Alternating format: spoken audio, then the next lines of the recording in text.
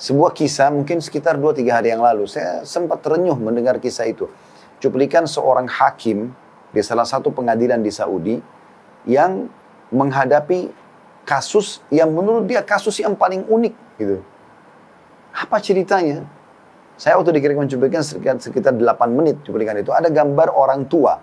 Ada seorang ibu tua sekali, sudah keriput semua mukanya, ada juga 2 laki-laki sudah tua di kanannya, di kanan gambar itu ya. Nah, di situ hakimnya sendiri berbicara, dia mengatakan salah satu yang paling unik yang saya pernah temui dalam pengadilan, dia menjadi hakim puluhan tahun gitu. Dia bilang datang seorang yang menurut saya sudah tua, waktu itu lebih tua daripada si hakim, umurnya 60 tahun. Sudah sangat tua, jenggotnya sudah putih, datang, ya, kemudian mendekat kepada hakim, masuk di pengadilan, lalu dia mengatakan, saya punya keluhan hakim. Kata hakim, apa keluhanmu? Dia bilang, keluhanku aku mengeluhkan saudaraku, kakakku.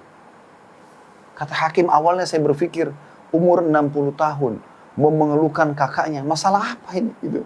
Sudah sangat tua gitu. Orang bertengkar mungkin antara 20 tahun sama 30 tahun, 40 tahun, mungkin masih kadang-kadang masih terjadi. Ini 60 tahun, berarti kakaknya lebih tua. Kata hakim, berapa umur kakakmu? Dia bilang 65 tahun. Apa permasalahan kalian?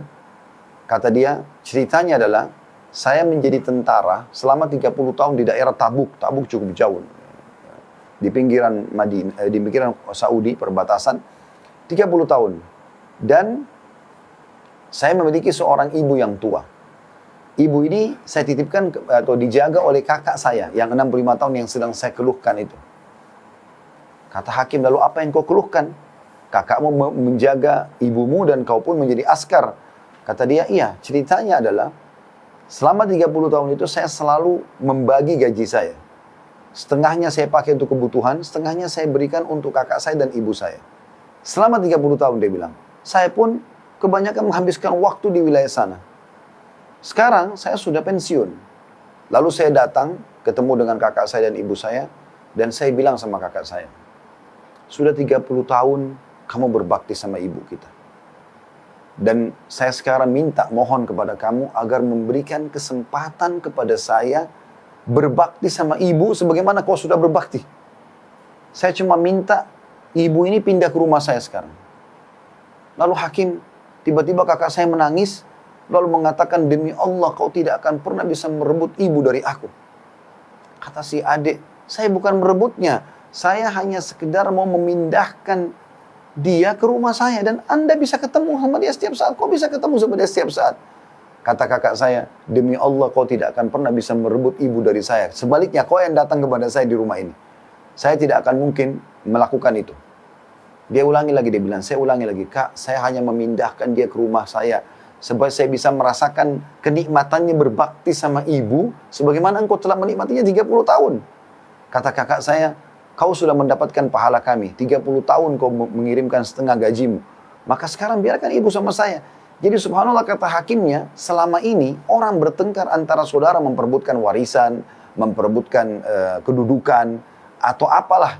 Ini memperebutkan di umur 60 sama 65 tahun, siapa yang lebih bisa merawat ibunya. Itu luar biasa gitu. Hakim ini menceritakan sambil meneteskan air mata. Di suaranya itu kayak agak paro gitu. Lalu dia bilang, saya pun mengatakan sama dia, baik, coba panggil kakakmu sama ibumu ke pengadilan. Kata dia, baiklah. Dipanggil lah, dia bilang. Terjadi kejadian yang luar biasa, dia bilang sampai satu pengadilan meneteskan air mata gara-gara kisah mereka. Dia bilang pada saat masuk, dia bilang, demi Allah, saya belum pernah melihat ada anak berbakti seperti kedua orang ini. Ibunya digendong oleh keduanya, setengah tubuh ibunya dari pahanya dipegang oleh yang adik, sebelah kiri, dan si kakak pegang sebelah kanan. Mereka sama sekali tidak ingin ibunya menyentuhkan kakinya ke tanah. Digendong padahal ibunya masih mampu jalan. Sampai tiba di kursi. Lalu ibunya duduk tengah-tengah, si kakak duduk sebelah kanan, si adik duduk sebelah kiri. Kemudian saya mulai bertanya, ada masalah apa kalian? Ditanyalah kepada si adik, dia bilang, saya tanya kepada si adik. Adik ini tentu punya 60 tahun ya. Maka kata adiknya, saya sudah ceritakan kepada Anda hakim. Kata hakimnya, saya mau dengar. Biar kakakmu juga mendengar keluhanmu. Supaya ini benar atau tidak. Saya mau dia membenarkan atau tidak. Diceritakanlah kembali ceritanya, kemudian hakim bertanya kepada si kakak, bagaimana menurut kamu? Kata si kakak, benar apa yang dikatakan oleh dia. Dia membantu kami 30 tahun, dan ibu adalah tinggal bersama dengan saya. Namun demi Allah wahai hakim, saya tidak akan pernah melepaskan ibu saya untuk tinggal sama dia. Dia boleh datang silakan. Tapi saya tidak mau kehilangan peluang ini. Gitu ya.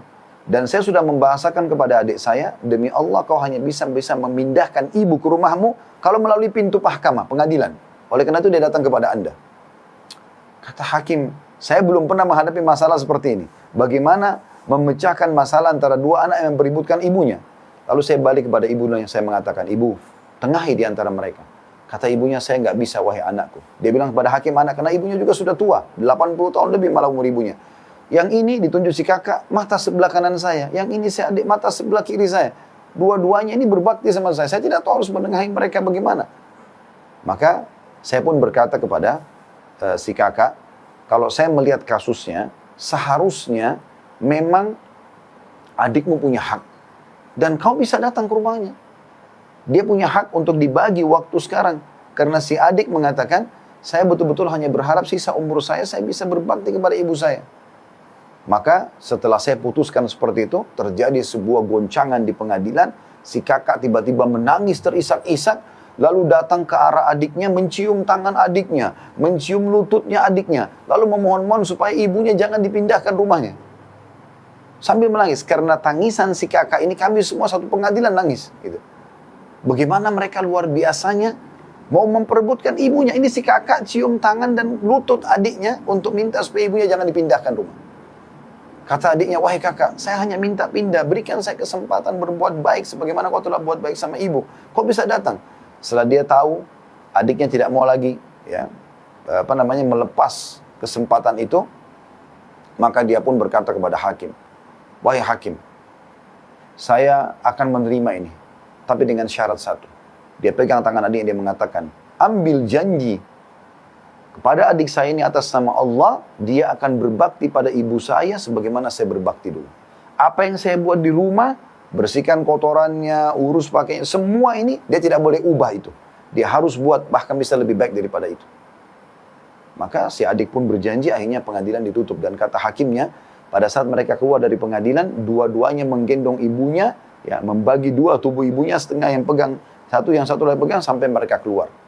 Dan ini sebuah kisah yang luar biasa. Di zaman kita sekarang di mana banyaknya kedurhakaan pada orang tua, justru ada orang-orang yang seperti ini masih dalam fitrahnya. Di umur tua pun mereka tidak mau sia-siakan masalah itu. Ini luar biasa teman-teman sekalian. Nah, ini harusnya menjadi sebuah ibrah bagi kita, bagi yang punya orang tua. Jangan karena orang tua kita seorang pejabat misalnya, atau orang yang punya kemampuan, lalu kita anggap, oh orang tua saya mampu, saya nggak usah bakti. Akhi dan ukhti. Berikan makanan, berikan kue kesukaannya, berikan sarung, pakaian, apa saja, sabunnya, samponya. Lakukan sesuatu yang kau mampu, mumpung mereka hidup.